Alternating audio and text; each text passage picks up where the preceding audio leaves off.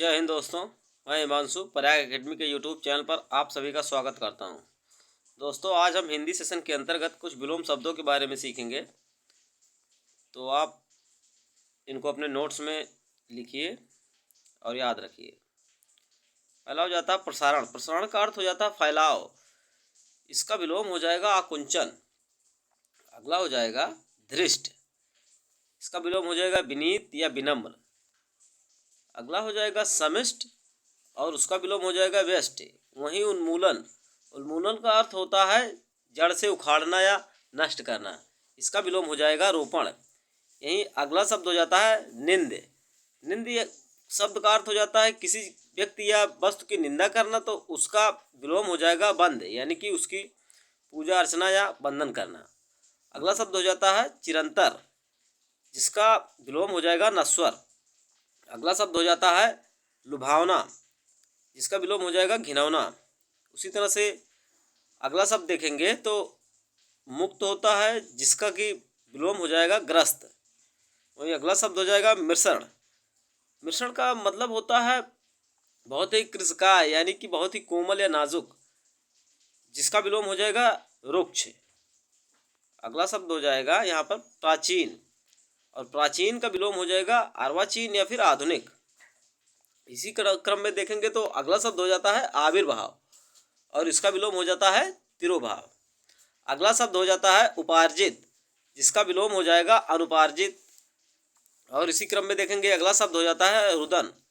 रुदन का अर्थ आप लगा सकते हैं रोने से, तो इसका विलोम हो जाएगा हास या खुशी। इसी तरह से विहित शब्द का विलोम हो जाता है निषिद्ध। अगला शब्द हो जाता है तामसिक। इसका विलोम हो जाएगा सात्विक। तामसिक का अर्थ होता है मांसाहारी, तो इसी तरह से सात्विक का अर्थ हो जाएगा साधारण या फिर शाकाहारी व्यक्तियों से इसका आशय लगाया जा सकता है। अगला वाक्य हो जाता है प्रवृत्ति, तो इसका विलोम हो जाएगा निवृत्ति। इसी क्रम में देखेंगे तो आप अगला शब्द हो जाता है विपद, जिसका विलोम हो जाएगा संपद। अगला विलोम शब्द है तेजस्वी, जिसका अर्थ हो जाता है तेजपूर्ण या ओजपूर्ण, और इसका विलोम हो जाएगा निस्तेज। इसी तरह से अगला शब्द होता है यथार्थ। यथार्थ मतलब वास्तविक, जिसका कि विलोम हो जाएगा काल्पनिक। अगला शब्द हो जाता है चपल, जिसका अर्थ होता है चंचल, और इसका विलोम हो जाएगा गंभीर। अगला वाक्य होता है कौटिल्य। इसका विलोम आर्जव हो जाएगा या फिर अकौटिल्य हो जाएगा। और इसी क्रम में देखेंगे अगला वाक्य हो जाता है बर्बर, जिसका कि विलोम सभ्य हो जाता है।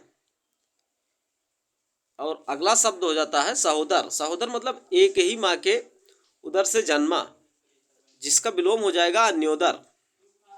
और अगला शब्द हो जाता है सदैव, जिसका कि विलोम हो जाएगा विरद।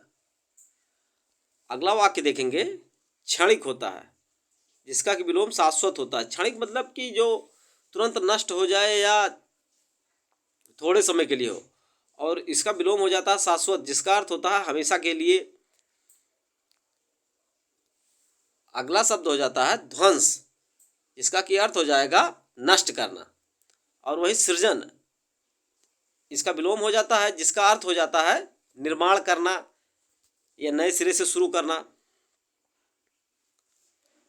अगला शब्द हो जाता है अनंत, जिसका कि विलोम हो जाएगा अंत। आप इसको अन्य विलोम शब्द भी है शांत या ससीम। अगला वाक्य हो जाता है कृश। कृश का मतलब यहाँ फिर हो जाएगा कि नाजुक से, जिसका कि विलोम हो जाएगा हष्ट पुष्ट। अगला शब्द हो जाता है उदयाचल, जिसका कि विलोम हो जाएगा अस्ताचल। उदयाचल मतलब कि सूर्य जहाँ से उदय होता है, और इसका विलोम अस्ताचल हो जाता है। अगला वाक्य हो जाता है ग्राह, जिसका कि विलोम हो जाएगा व्याज्य। और यहाँ पर अगला वाक्य हो जाएगा अग्रज, जिसका कि विलोम हो जाएगा अनुज। यहाँ पर देखेंगे कुछ मिसप्रिंट हुआ है। उसी तरह से अगला वाक्य हो जाता है संकीर्ण, जिसका कि विलोम हो जाएगा विस्तीर्ण। संकीर्ण का अर्थ होता है सकरा या फिर सकरी या फिर पतली और विस्तीर्ण फैला हुआ, जिसका अर्थ हो जाएगा। अगला वाक्य हो जाता है पुष्ट। पुष्ट का यहाँ अर्थ लगाया जा सकता है भारी या, और इसका विलोम हो जाता है क्षीण। इसी क्रम में देखेंगे अगला वाक्य हो जाता है अनुरक्त, जिसका कि विलोम हो जाएगा विरक्त। और अगला शब्द हो जाएगा स्मरण, जिसका कि अर्थ हो जाता है याद करना, और वही इसका विलोम हो जाएगा विस्मरण या अस्मरण, यानी कि याद न करना, याद न आना। अगला वाक्य हो जाता है प्रतिपन्न, जिसका कि विलोम हो जाएगा प्रछन्न। और इसी क्रम में देखेंगे तो आपको अगला शब्द मिलता है प्रसूति, जिसका कि अर्थ विलोम हो जाएगा निवृत्त। और अगला शब्द हो जाता है पाश्चात्य। पाश्चात्य मतलब पुरानी परंपरा या ख्यालों का, तो इसका कि विलोम हो जाएगा पौरस्त्य या पौर्वात्य। और इसी तरह से अगला शब्द होता है कुसुम, जिसका विलोम हो जाएगा वज्र। कुसुम का आशय लगाया जा सकता है नाजुक या कोमल से। वज्र का अर्थ हो जाता है कठोर या,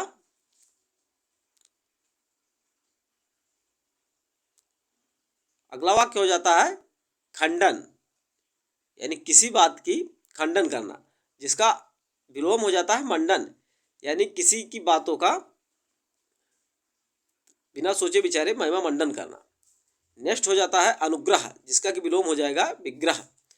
इसी क्रम में देखेंगे तो मानवता हो जाएगा, जिसका कि विलोम हो जाएगा नृशंसता। अगला शब्द होता है अर्जन, यानी कि अर्जित करना, जिसका अर्थ होता है, वहीं इसका विलोम हो जाएगा व्ययन, यानी कि खर्च करना। अगला शब्द होता है प्रज्ञ, जिसका विलोम हो जाता है मूढ़। अगला वाक्य होता है रथी, जिसका कि विलोम होता है विरथ। उसी तरह से अगला वाक्य होता है पालक, और जिसका विलोम हो जाएगा संहारक। अगला शब्द हो जाता है हर्ष, इसको खुशी के आशय से आप इसको अर्थ लगा सकते हैं, जिसका विलोम हो जाता है विपाद। यहाँ विपाद ना होके इसका विलोम विषाद हो जाएगा, यहाँ टाइपिंग एरर है, ध्यान देंगे। अगला वाक्य हो जाता है अभिशाप, जिसका कि विलोम हो जाएगा आशीष से। और अगला वाक्य होता है उद्धृत, जिसका विलोम हो जाएगा सौम्य या विनीत। और कई बार आपके एग्जामों में पूछा जाने वाला शब्द अथ, जिसका कि विलोम इति होता है, यानी कि अथ का अर्थ हो जाता है किसी भी कार्य का आरंभ करना, और इति का होता है अंत करना। अगला वाक्य हो जाता है कलुष, जिसका कि विलोम शब्द हो जाएगा निष्कलुष। अगला वाक्य हो जाता है, यहाँ पर जो शब्द दिया गया है तटस्थ दिया गया है, यानी अपनी बातों पर लेकर तटस्थ या अडिग रहना, और इसका विलोम हो जाता है आसक्त। अगला शब्द हो जाएगा गणतंत्र, जिसका कि विलोम हो जाएगा राजतंत्र। अगला शब्द होता है विधि, और जिसका विलोम हो जाएगा निषेध। और अभी आपने इस शब्द का अर्थ जाना सृजन, माने कि सृजन का अर्थ आप इस बात से लगा सकते हैं किसी चीज का निर्माण करना, या, और इसका विलोम हो जाएगा संहार या विनाश। और अगला शब्द हो जाता है अवर, जिसका कि विलोम हो जाएगा प्रवर। और वहीं अगला शब्द होता है कृपण, जिसका विलोम हो जाएगा दानी। और अगला शब्द होता है उग्र, जिसका विलोम हो जाएगा सौम्य। अगला शब्द हो जाता है स्वार्थ, जिसका कि विलोम हो जाएगा परमार्थ। स्वार्थ का आशय आप लगा सकते हैं कि जो स्वयं के लिए हो, और वहीं परमार्थ यानी जो दूसरों के हित के लिए कार्य हो। अगला शब्द हो जाता है स्वदेशी, जिसका कि विलोम हो जाएगा परदेशी। तो दोस्तों विलोम शब्दों से संबंधित कुछ महत्वपूर्ण यहाँ पर शब्द और उनके विलोम दिए गए थे। आशा करते हैं कि यह आपको काफ़ी कुछ सीखने के लिए मददगार हो। तो यदि आपको यह वीडियो अच्छी लगी हो तो वीडियो को लाइक कीजिए, अपने दोस्तों के पास इसको शेयर कीजिए, और चैनल को सब्सक्राइब कीजिए, और चैनल पर विजिट करते रहिए। समय समय पर आपके एग्ज़ाम से रिलेटेड बेहतरीन क्वेश्चनों और उनके आंसरों की श्रृंखला आती रहेंगी। धन्यवाद।